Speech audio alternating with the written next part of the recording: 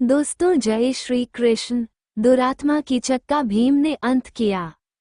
द्रौपदी के साथ पांडव वनवास के अंतिम वर्ष अज्ञातवास के समय में वेश तथा नाम बदलकर राजा विराट के यहाँ रहते थे। उस समय द्रौपदी ने अपना नाम सैरंध्री रख लिया था और विराट नरेश की रानी सुदेशना की दासी बनकर वे किसी प्रकार समय व्यतीत कर रही थीं। परस्त्री में आसक्ति मृत्यु का कारण होती है। राजा विराट का प्रधान सेनापति कीचक सुदेशना का भाई था। एक तो वह राजा का साला था, दूसरी सेना उसके अधिकार में थी, तीसरे वह स्वयं प्रख्यात बलवान था और उसके समान ही बलवान उसके 105 भाई उसका अनुगमन करते थे।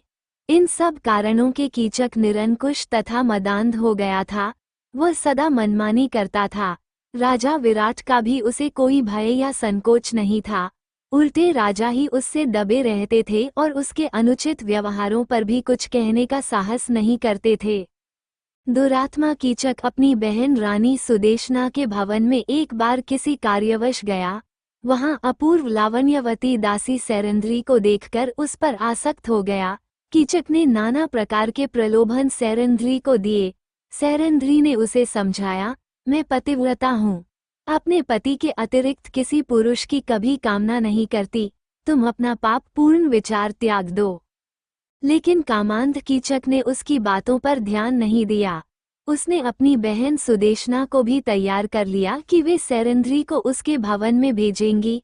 रानी सुदेशना ने सैरंध्री के अस्वीकार करने पर भी अधिकार प्रकट करते हुए डांटकर उसे कीचक के भवन में जाकर वहां से अपने लिए कुछ सामग्री लाने को भेजा। सैरंध्री जब कीचक के भवन में पहुंची तब वह दुष्ट उसके साथ बल प्रयोग करने पर उतारू हो गया। उसे धक्का देकर वह भागी और राजसभा में पहुंची, परंतु कीचक ने वहां पहुंचकर राजा विराट के सामने ही उसके केश पकड़कर भूमि पर पटक दिया और पैर की एक ठोकर लगा दी। राजा विराट कुछ भी बोलने का साहस न कर सके। सैरंध्री बनी द्रौपदी ने देख लिया कि इस दुरात्मा से विराट उसकी रक्षा नहीं कर सकते। कीचक और भी धृष्ट हो गया।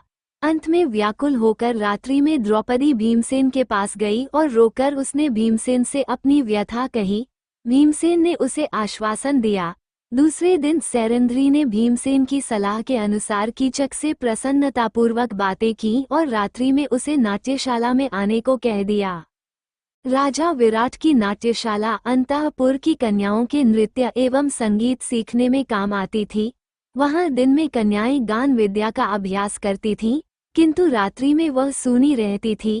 कन्याओं के विश्राम के लिए उसमें एक पलंग पड़ा था।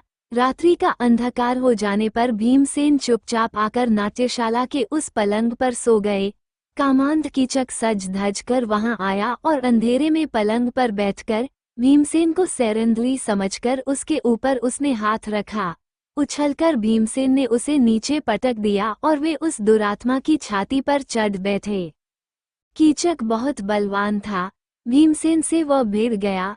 दोनों में मल्लयुद्ध होने लगा, किंतु भीमसेन ने उसे शीघ्र ही पछाड़ दिया और उसका गला घोंटकर उसे मार डाला। फिर उसका मस्तक तथा हाथ पैर इतने जोर से दबा दिए कि सब धड़ के भीतर घुस गए। कीचक का शरीर एक डरावना लोथड़ा बन गया। प्रातः काल सैरंध्री ने ही लोगों को दिखाया कि उसका अपमान करने वाला कीचक किस दुर्दशा को प्राप्त हुआ, परंतु कीचक के 105 भाइयों ने सैरंध्री को पकड़कर बांध लिया। वे उसे कीचक के शव के साथ चिता में जला देने के उद्देश्य से शमशान ले गए। सैरंध्री क्रंदन करती जा रही थी। उसका विलाप सुनकर भीमसेन नगर का परकोटा कूदकर शमशान पहुंचे। उन्होंने एक वृक्ष उखाड़कर कंधे पर रख लिया और उसी से कीचक के सभी भाइयों को यमलोक भेज दिया। सैरंध्री के बंधन उन्होंने काट दिए।